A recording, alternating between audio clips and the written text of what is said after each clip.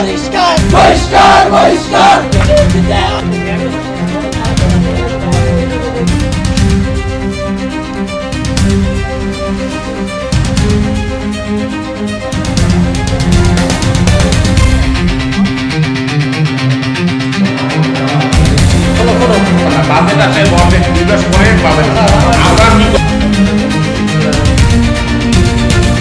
নিশ্চিত স্যারের বিহেভিয়ার নিয়ে মেয়েদের গায়ে হাত তোলা নিয়ে আমরা বলছি, লিখিত দেওয়া হয়েছে, ঠিক আছে।